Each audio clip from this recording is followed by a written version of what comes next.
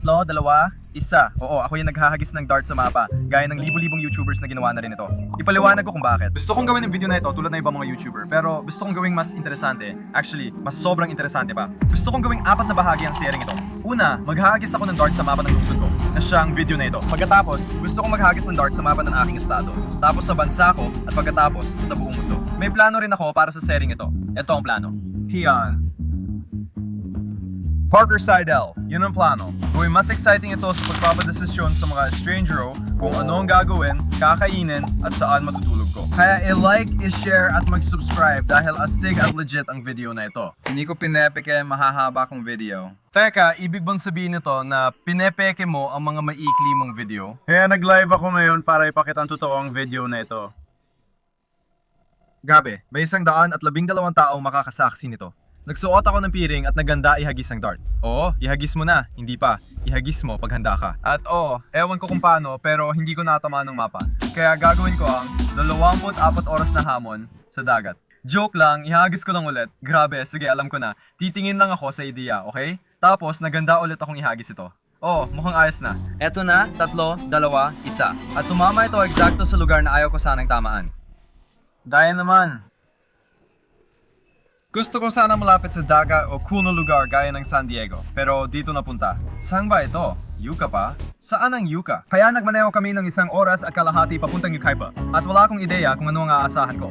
Pero sobrang excited ako na makita kung anong mga aktibidad ang gagawin namin at anong klaseng pagkain ang kakainin namin. Kararating mo lang sa Yucaipa. Ang ganda ng lugar na ito. Excited na ako. Gutom na talaga. Plano namin maglakad sa kalsada at magtanong kung saan pwedeng kumain. Tara na! Naglakad ako papunta sa kalsada para maghanap ng mga bahay. Sana Mexican food piliin nila, hindi sushi. Sa wakas, may nakita akong mga bahay na pwedeng katukin. Hindi sumagot ang unang bahay kaya lumipat ako sa iba pero wala pa rin sumagot. Hindi ako susuko, alam ko may tao din ako makikita. Parang ghost town dito. Tapos may nakita akong sobrang astig na kotse kaya tinanong namin dito sa bahay na to.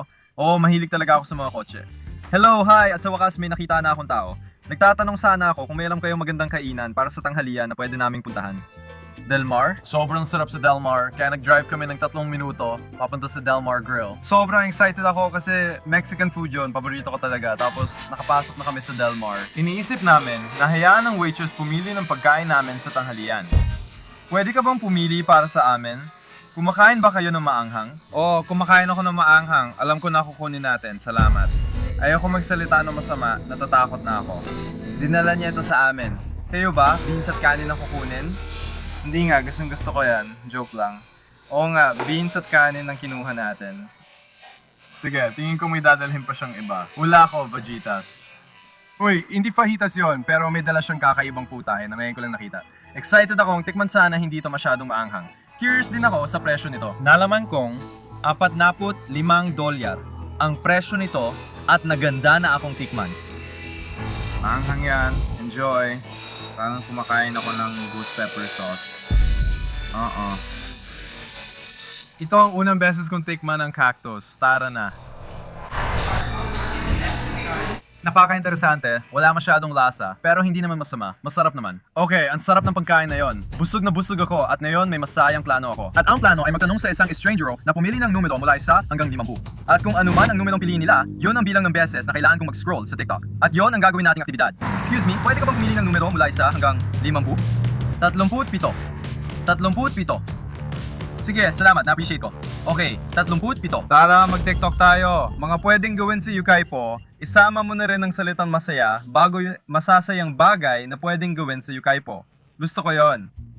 Ito ang 1, 2, 3, 4, 5, 7, 13, 14, 15, 21, 22, 23, 34, 35,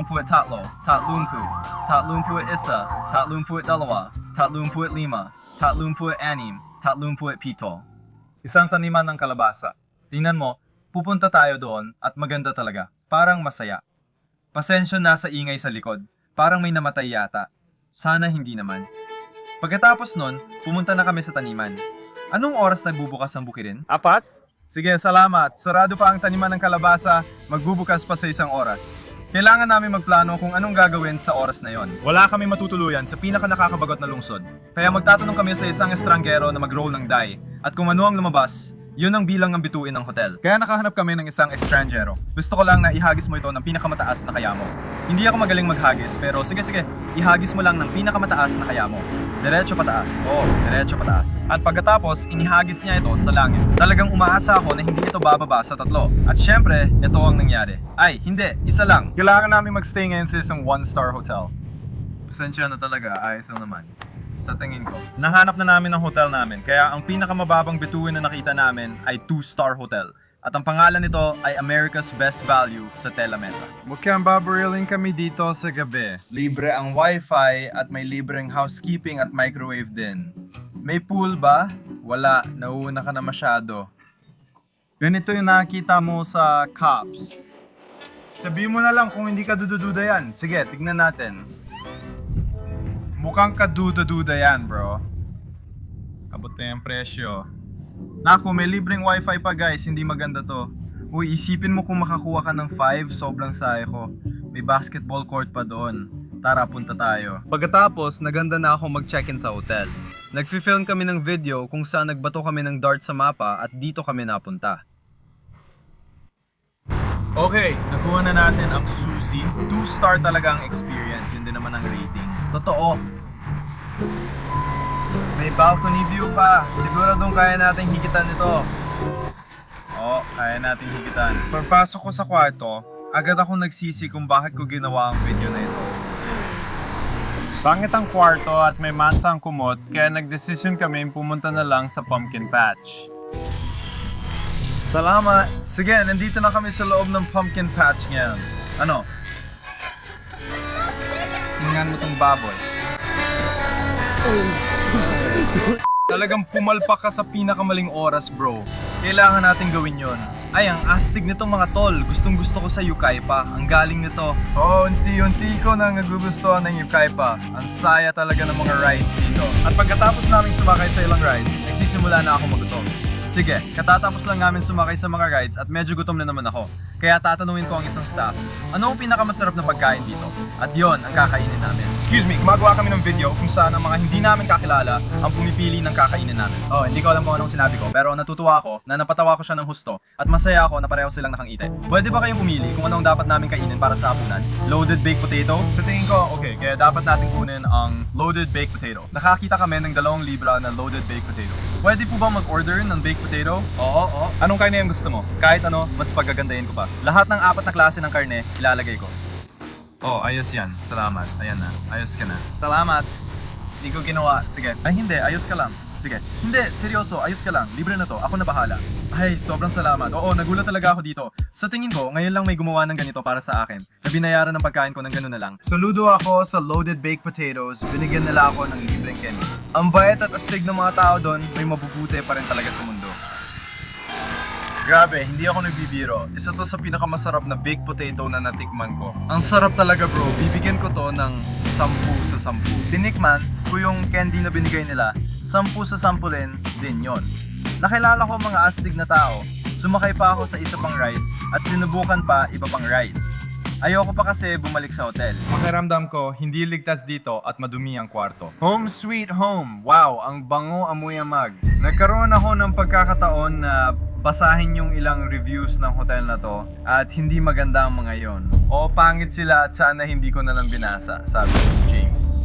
Hindi ko i-recommenda ito. Gusto kong mabawi ang ginastos ko sa hotel. Sobrang dumi. May mga litrato ako ng mga insekto, patayo gumagapang, pati na rin ang bola ng buhok na kasing laki ng baseball sa likod ng nightstand. Sabi ni Martinez. Amoy ihi. 6 sa 10 lang ayon kay Angelica.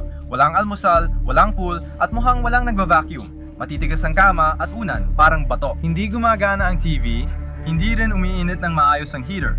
Maingay pa. Hindi magandang lugar para magpahinga. May mga mansa sa carpet at kisame. Sobrang lamig pa ng lugar. Sige, sangayon din ako kay Angelica. Maraming mansa talaga sa sahig. At guys, bumili kami ng blacklight. Panahon na para subukan ito. At kung hindi mo alam kung ano ang blacklight, ito ay parang flashlight na napapakita ng lahat ng posibleng mansa. Patayin natin ang ilaw. takot na takot ako. Grabe, oo, nakita ko agad ang mga mansa sa pader at lahat ng sapi ng kama. Pati sa telepono bro, kadiri talaga, grabe. Teka, hilain mo lahat, tinan mo yan.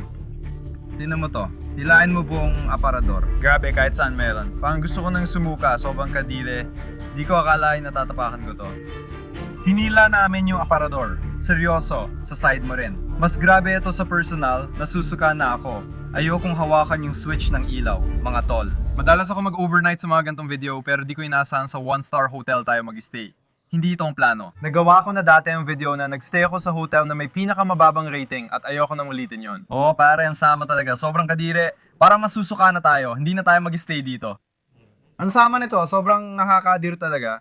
Sige, sana nakabalik na kayo sa bahay. Sana nag-enjoy kayo sa video. Sobrang nag-enjoy ako sa Yucaipa. Mabait at pala kaibigan ng mga tao doon. Malabo na akong bumalik sa Yucaipa pero may magagandang alaala ako ron. Kung nagustuhan niyo ang video, abangan ang susunod. Magpapalipad kami ng dart sa mapa ng California. Tiyak, wild ito. Mag-subscribe at abangan ang part 2. Hindi dito. Bakit? Bakit ka nagpapakalasing sa hotel? Ang astig nun.